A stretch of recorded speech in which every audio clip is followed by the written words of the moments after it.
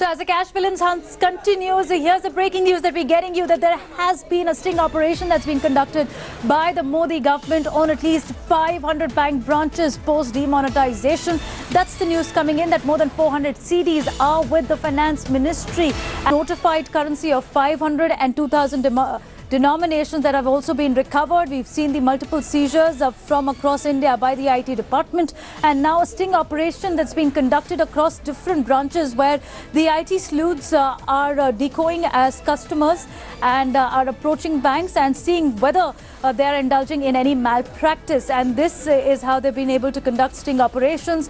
Telling you more about the modus operandi of the sting operation in just a bit with our reporters connecting with us. But we can tell you this morning that at least 400 branches have been raided, and the report has been completely compiled and action is being taken. We've seen in the past week of cases coming from different banks, including Axis Bank, where there were new notes seized and malpractices being reported.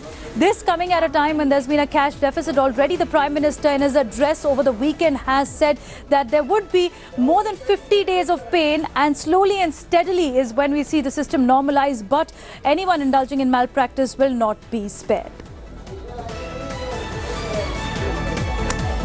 In the fresh news that's come in about the sting operation that's been conducted is also shows that how there are a high level of alerts that have been sounded across the banks. And now we'll tell you more about the sting operation that's been conducted. Around 500 bank branches under scanner, and CDs have also reached Finance Ministry of 400 CDs being given out. And these banks also include many public sector banks.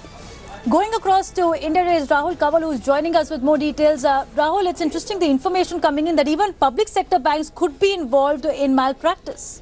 So we've been speaking to some sources since this morning in the government, and what we've been given to understand, Devina, is that this is being done as part of a attempt being made by the Modi government to find out who are the cash mafia, who are the people involved in laundering money.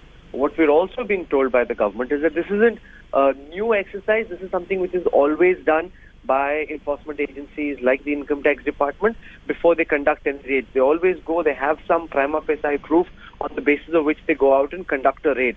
What's different this time is the scale at which this is being done. We're told that more than 500 such things have already been done.